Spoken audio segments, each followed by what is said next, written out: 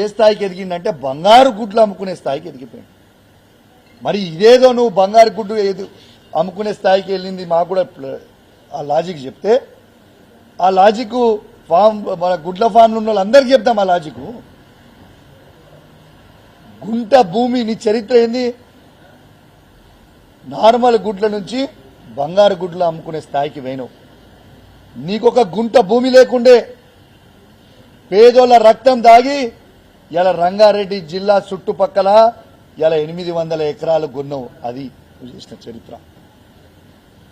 గట్టిగా వర్షం పడితే నీ ఇంట్లోకి నీళ్లు వస్తుండే, కానీ ఇలా 5 ఎకరాల దొరగట్టినట్టు గడిగట్టినవు. ఇవి వాస్తవాలు కాదా? నేను చెప్పింది వాస్తవం కాదా? కేసీఆర్ గారు అన్నం పెడితే కేసీఆర్ గారిని మోసం చేసినావు. హుజరాబాద్ ప్రజలు ఓట్లేసి నీకు రాజకీయ భిక్ష పెడితే హుజరాబాద్ ప్రజల్ని మోసం చేసినావు. నిన్ను హుజరాబాద్ చీగొట్టింది, గజ్వేల్ చీగొట్టింది. రేపు మల్కాజిరి ప్రజలు కూడా చీగొట్టడానికి రెడీ ఉంటే కొత్త నాటకం చేసి మళ్ళా హుజరాబాద్కి వస్తా అని చెప్పి అబద్దాలు చెప్పి మోసం చేస్తా ఉన్నావు ప్రజల్ని. నువ్వు చేసింది ఏముంది హుజరాబాద్కి? నువ్వు చేసిందేంది? నువ్వు బీసీ ముసుగులో ఉన్న దొరవి, బీసీ ముసుగులో ఉన్న దొరవి. నువ్వు కేసీఆర్ని విమర్శించే స్థాయి నీది కాదు. మళ్ళీ ఏం మాట్లాడుతుండ దాంట్లో? నేను బీసీలకి ఇది చేసిన, బీసీలకి భవన్ చేసిన. నువ్వు భవన్లు నువ్వెట్లా కడతావో నాకు అర్థం కాదు. ముఖ్యమంత్రి కేసీఆర్ అయితే కేసీఆర్ భవనాలు కడతారు తప్పితే నువ్వేడా భవనం కడతావు? నువ్వు భవనాలు కట్టాను కదా బీసీల రాష్ట్రానికి. రాష్ట్రం తీసిపెట్టు పక్కకు పెడదాం. ఈ హుజరాబాద్ నియోజకవర్గంలో మండల్ హెడ్ క్వార్టర్లలో ఏ ఒక్క బీసీ భవనం అన్నా నువ్వు కట్టింది నాకు చూపిస్తావా? ఒక్క బీసీ భవనం నువ్వు కట్టింది చూపిస్తావా? నువ్వు బీసీల మీద ఏదో బాగా ప్రేమ ఉందని చెప్తున్నావు. ఒక్క బీసీ భవన్ హుజరాబాద్ నియోజకవర్గంలో హెడ్ క్వార్టర్లో ముదిరాజ్ బిడ్డలకైనా, యాదవ బిడ్డలకైనా, కురుమల బిడ్డలకైనా, గౌడ బిడ్డకైనా, పద్మశాలి బిడ్డలకైనా, ఎనీ బీసీ కమ్యూనిటీ రజక బిడ్డలకైనా ఒక్క కమ్యూనిటీ హాల్ నువ్వు హుజరాబాద్ హెడ్ క్వార్టర్లో కట్టించింది చూపిస్తావా? హుజరాబాద్ లో కట్టుడు శాతగాలే కానీ రాష్ట్రంలో కట్టినాడు. అరే వా, సిగ్గు లేకుండా మందికి పుట్టిన బిడ్డలు నాకు పుట్టిరని చెప్పుకుంటున్నట్టు ఈటల రాజేందర్ గారి వ్యవహారం అట్లా ఉంది. బాజాప్తు బీసీలకి ఆత్మ గౌరవానికి ఎవ్వరు ఊహించుకోని విధంగా ప్రతి కులానికి కేసీఆర్ గారే కట్టించారు బీసీలకి. గుర్తుపెట్టుకోండి, ఇది వాస్తవం. దిస్ ఈజ్ వాస్తవం. ఇలా ఈటల రాజేందర్ గారు ఏదో నేను బీసీ నాయకుడు అని చెప్తుండు. ఈటల రాజేందర్ గారు మీ సొంత అబ్బాయికి నాకు చెప్పడం ఇష్టం లేదు, కానీ ప్రజలు అనుకుంటున్న విషయం నీకు చెప్తా ఉన్నా. నీ కుటుంబ సభ్యులను ఏదో అనాలి, ఏదో దూషించాలని నా ఉద్దేశం కాదు. కానీ నువ్వు ఏ విధంగా మోసం చేస్తున్నావో, ప్రజలు ఏ విధంగా అనుకుంటున్నారో, ప్రజలు అనుకుంటున్న ముచ్చట నీకు చెప్పాలని చెప్తా ఉన్నా. నువ్వు నీ సొంత కొడుకు పేరు ముదిరాజ్ అని పెట్టుకోలే, నీ సొంత కొడుకు పేరు రెడ్డి అని పెట్టుకున్నావు. నీ బిడ్డ పేరు ముదిరాజ్ అని పెట్టుకోలే, నీ బిడ్డ పేరు రెడ్డి అని పెట్టుకున్నావు. నిన్నగాక మొన్న నీకు పుట్టిన మనవని పేరు కూడా ఆఖరికి రెడ్డి అని పెట్టుకున్నావు. ఇక నీకు బీసీల మీద హక్కేముంటుంది బ్రదర్?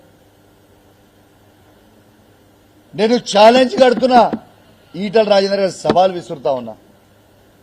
కమలాపూర్ పట్టణం నుంచి ఆయన ముదిరాజు సోదరులు ఆయన ముదిరాజు చుట్టాలని ఇంటికి పిలిచి నువ్వు ఏనాడైనా నీ డైనింగ్ టేబుల్ మీద కూర్చోబెట్టి ఒక్కరోజన్నా భోజనం పెట్టినవా చెప్పు?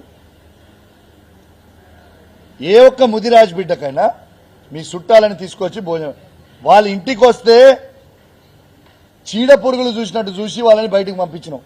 ఇది వాస్తవం కాదా? లేదో నేను హుజరాబాద్లో బాగా చేస్తా, బాగా పోతా అని మాట్లాడుతున్నావు. నువ్వు చేసింది ఏంటిది? నువ్వు పోయేది ఏంటిది? ఇక మధ్యలో మాట్లాడుతుండు బండి సంజయ్ కౌశిక్ రెడ్డి కలిసి తిరిగిర్రు, నా మీద కుట్ర చేస్తురు. అరే పిచ్చోడా ఈటల రాజేందర్, బండి సంజయ్ ట్రాప్లో నువ్వు పడ్డావు. బండి సంజయ్ ట్రాప్లో కౌశిక్ రెడ్డి పడడరా బాబు, గుర్తుపెట్టుకో. బండి సంజయ్ ట్రాప్లో నువ్వు పడి ఆగమాగమవుతున్నావు నువ్వు, నేను కాదు. అభివృద్ధి కార్యక్రమానికి నా నియోజకవర్గంలో ఎవరు వచ్చినా, బండి సంజయ్ వచ్చినా, రేవంత్ రెడ్డి వచ్చినా, శ్రీధర్ బాబు గారు వచ్చినా, పొన్నం ప్రభాకర్ గారు వచ్చినా, ఎవరు వచ్చినా నా నియోజకవర్గానికి ఖచ్చితంగా బాధ్యత కలిగా శాసనసభ్యంగా బరాబర్ పోతా నేను అభివృద్ధికి. ప్రజలు ఎన్నుకుర్రీరా. నువ్వు ఏంటిదో మాట్లాడి నీ కడుపులో విషయం పెట్టుకొని నువ్వు మాట్లాడుతూ ఊకోం. మరి పక్కనున్న మానకొండూరులో కూడా కవంపల్లి సత్యనారాయణరావు గారు బండి సంజయ్ గారు తిరిగిరు.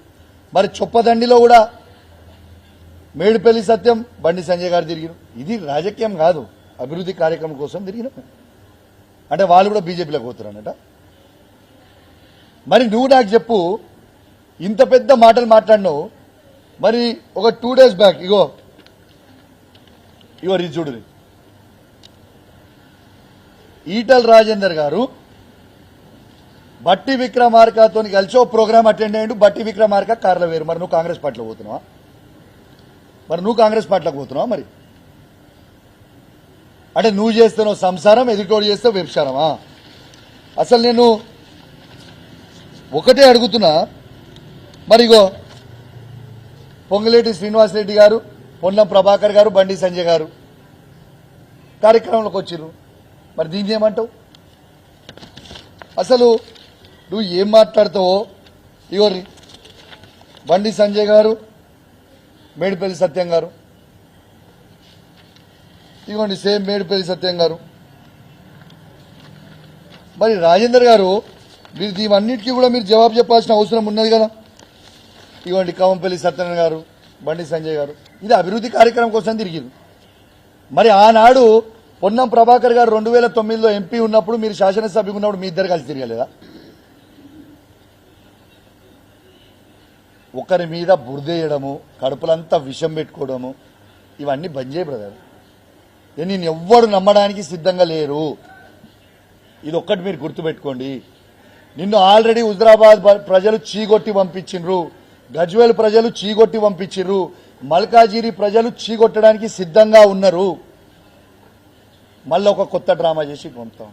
ఎంత సిగ్గుచేటంటే, నేను పెద్ద నాయకుడిని, హుజరాబాద్ ప్రజలు నన్ను రమ్మంటారు అని ప్రతి ఊరికి 25,000 రూపాయలు పంపించి బండ్లు ఇచ్చి, రారానైనా మీ దండం పెడితే బంచాను జరన్న వచ్చి హుజరాబాద్కి రమ్మని అన్నూరు, నా ఇంటి కూడా ధర్నా చేసి యాక్షన్ చేయరి అని చెప్పి ఊరికి 25,000 రూపాయలు నువ్వు పంపితే కూడా, ఊరికి 25,000 రూపాయలు నువ్వు పంపితే కూడా నీకు వచ్చింది ఎందుమని? పట్టుమని 200 మంది కూడా లేరా. ఆ 200 మందికి ఇక్కడ కూర్చున్నంత మంది కూడా లేరు. దానికి టేబుల్ మీద ఎక్కి మాట్లాడతాను. ఊరిని పట్టుమని 200 మంది లేరు. నేను ఎవడు కోరుకుంటుండు, ఎవడు రావాలని కోరుకుంటుండు? నువ్వు చేసింది ఏంటిది? నువ్వు ఉన్నదేంటిది?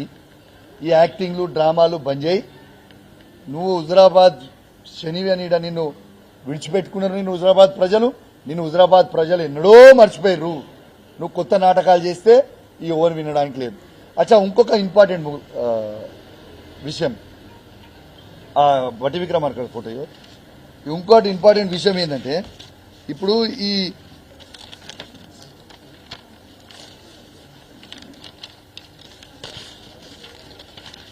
మరి నేను ఇంకొకటి కూడా అడుగుతా ఉన్నా. ఇలా బట్టి విక్రమార్క గారి కారులో నువ్వు కలిసి ఈ ప్రోగ్రాంకి పోయినావు. ఇది నీ అఫీషియల్ అకౌంట్లోనే నువ్వు పోస్ట్ చేసుకున్నావు. పోయినప్పుడు మరి ఇదే బట్టి విక్రమార్క గారు బీజేపీ అధ్యక్షుడైన రామచంద్రరావు గారిని, ఆయన అధ్యక్షుడైన రోజు రోహిత్ వేముల కేసులో ఆయన ఇన్వాల్వ్మెంట్ ఉంది,